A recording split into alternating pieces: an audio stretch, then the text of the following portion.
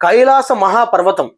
శివుడు తన స్వహస్తాలతో తన స్థిర నివాసాన్ని ఏర్పరచుకొని ప్రతి ఒక్క మానవుడికి కూడా ఆ కైలాస పర్వతాన్ని చూడంగానే ఈశ్వరుడే కొలువై ఉన్న ఒక ఈ ప్రపంచ దరిత్రిలో ఉన్న ఒక నాస్తికులు కూడా నమ్మవలసిన ఒక సైన్స్ కూడా నమ్మదగని ఒక శిఖరం. అటువంటిది కైలాస మహాపర్వతం. ఇటువంటి కైలాస మహాపర్వతం ఒకటి ఉందని మనందరికీ తెలుసు. మానస సరోవరం, లేక్ ఇవన్నీ ఉన్నాయని మనకు తెలుసు. కానీ ఈ కైలాస మహాపర్వతం ఒకటే కాదు, రెండు ఉన్నాయి. మీరు నమ్ముతారా? దీనికి ఇప్పుడు విత్ ఇన్ ప్రూఫ్స్తో సహా మీ ముందు చేయడానికి ఈరోజు ఈ వీడియో చేశాను.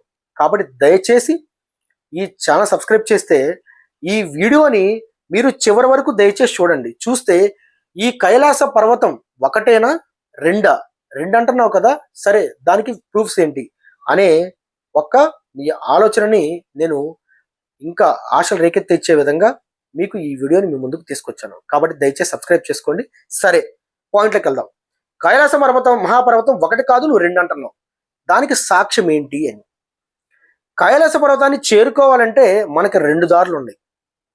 ఒకటి ఉత్తరాఖండ్ నుంచి లిపులేక్ ద్వారా వెళ్ళడం, రెండు సిక్కిం నుంచి నాదులా పాస్ ద్వారా చైనాలో ఉన్న చైనా బోర్డరు భారత్ బోర్డర్కి రెండు మధ్యలో ఉన్న టిబెట్ సరిహద్దుల్లో టిబెట్లో ఉన్న కైలాస మహాపర్వతాన్ని చేరుకోవడం అనేది అందరికీ తెలిసిన విషయమే.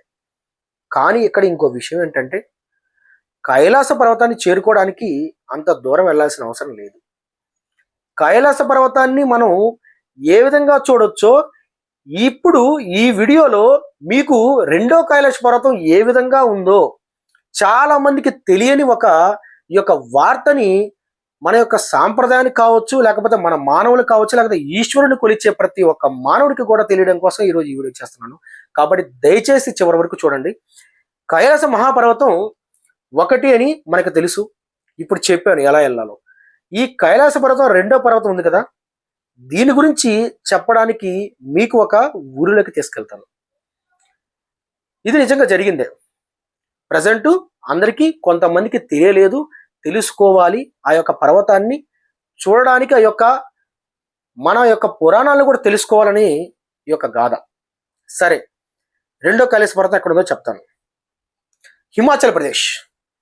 మన భారతదేశంలోని హిమాచల్ ప్రదేశ్ అనే రాష్ట్రంలో డల్హౌసీ అనే పట్టణానికి 8.5 కిలోమీటర్లు, 8.5 కిలోమీటర్కి అవతల ప్రోహాని అనే అమ్మవారు దేవాలయం అనేది కొలువు తీరుంది. అందనంత ఎత్తులో, సముద్ర మట్టానికి కొన్ని వేల అడుగుల్లో, కజియర్ అనే ఒక గ్రామం పక్కనే కొలువై ఉన్న ఈ ప్రోహ్లాని అమ్మవారికి నిత్యం పూజలు చేస్తూ ఆ యొక్క గ్రామంలో ప్రజలు గ్రామ దేవతగా పరిగణించి ఎన్నో సంవత్సరాలుగా, కొన్ని వేల సంవత్సరాలుగా పూజా పునస్కారాలు అందుకుంటున్న అమ్మవారి దేవాలయం అది. ఆ దేవాలయం దగ్గరికి వెళ్ళాలంటే హిమాచల్ ప్రదేశ్లోని ఈ ప్రోహ్లాని అమ్మవారి దగ్గరికి వెళ్ళాలి. అంటే కజర్ గ్రామం దగ్గరికి ఫస్ట్ మనం ఈ కైలాస పర్వతం మహాపర్వతం గురించి మనం తెలుసుకోవాలంటే ఈ ప్రోహ్లాని అమ్మవారి యొక్క చరిత్ర ఏదైతే ఉందో ఈ కజర్ గ్రామస్తులు పక్కనే ఉన్న ఈ కజర్ గ్రామస్తులు మనం అడగాలి. అడిగితే అప్పుడు మనకి తెలిసిన విషయం ఏంటంటే కైలాస పర్వతం ఇక్కడ నిజంగానే ఉందా? మీరు కైలాస పర్వతం మామూలుగా వెళ్ళేది దారి వేరు, అందరికీ తెలిసిన దారి వేరు. కానీ కైలాస పర్వతం ఇక్కడ ఉందని మీరు బల్లగుద్ది చెప్తున్నారు, ఎందుకు, ఎలా అని అడిగారు. మీకు ఇవన్నీ తెలియాలంటే ఆ యొక్క ఆలయానికి వెళ్ళండి అని అక్కడ స్థానికులు చెప్పడం వల్ల ఆ యొక్క ఆలయానికి వెళ్ళారు. వెళ్తే ఆ యొక్క ఆలయం చూసిన తరువాత ఆలయంకి చివర కైలాస పర్వతం శిఖరం దర్శన్, కైలాస్ దర్శన్ అని ఒక బోర్డు పెట్టుంది. ఆ బోర్డు పెట్టడం వల్ల చూసిన వాళ్ళకి ఏం అర్థం కాలేదు. ఏంటి కైలాస్ దర్శన్ అని హిందీలో బోర్డు పెట్టారు, ఎదురు చూస్తేనేమో పర్వతాలు ఉన్నాయి, బట్ కైలాస పర్వతం ఇటు కాదు, కైలాస పర్వతం కాదు కదా. వీళ్ళు బోర్డు పెట్టారు, మనకి ఎలా కనిపిస్తుంది అంటే మన బైనాక్యులర్ తీసుకొని అక్కడ ఉన్న వాళ్ళు స్టడీ చేయడం మొదలుపెట్టారు బైనాక్యులర్ తీసుకొని.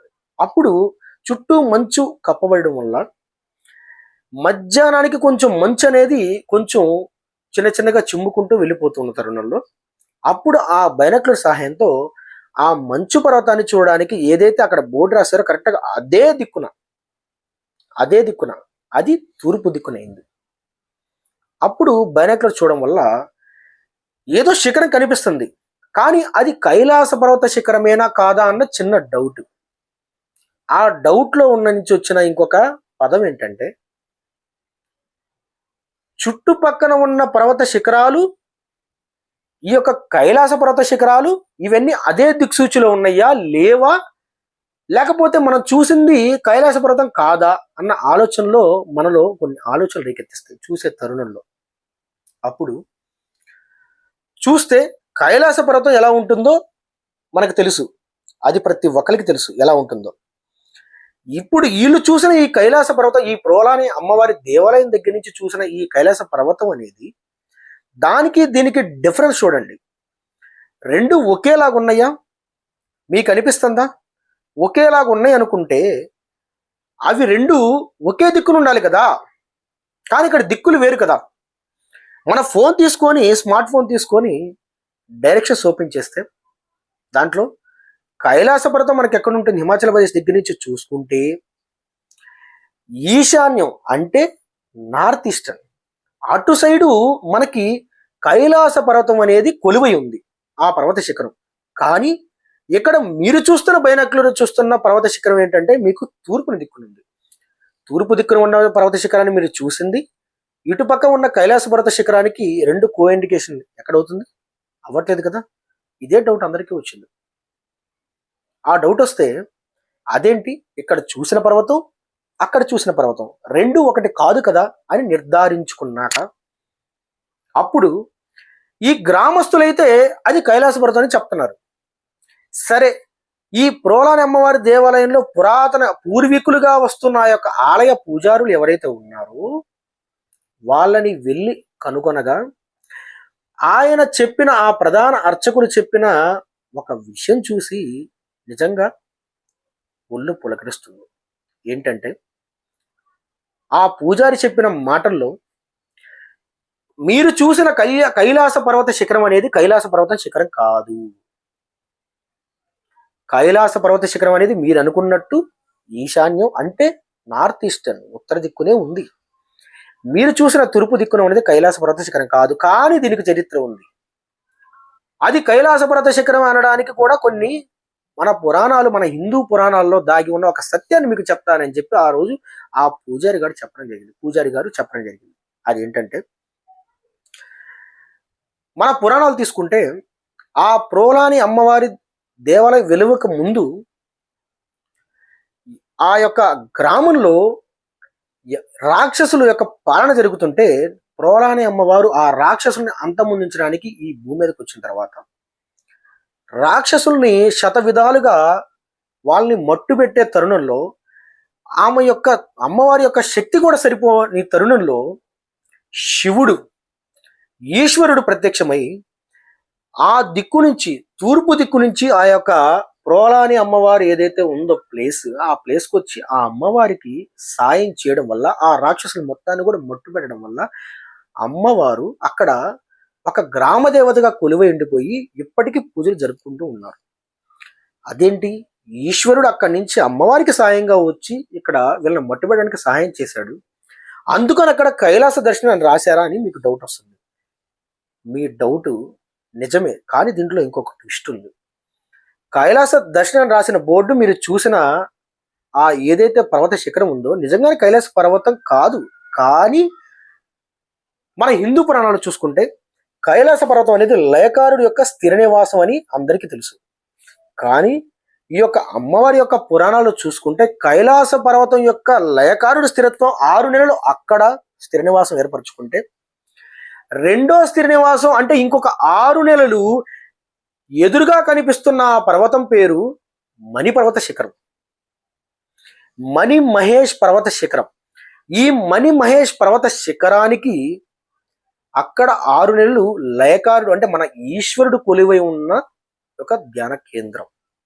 అంటే కైలాస పర్వతం మీద 6 నెలలు, ఇక్కడ మణి మహేష్ పర్వత శిఖరం మీద 6 నెలలు. అంటే ఇక్కడ సంవత్సరంలో 2 సార్లు 2 పర్వత శిఖరాల మీద ధ్యానం చేసి ఆయన యొక్క స్థిర నివాసాన్ని ఏర్పరచుకున్న ఈ ప్రపంచ దరిద్రికే మూలమైన లయకారుడు.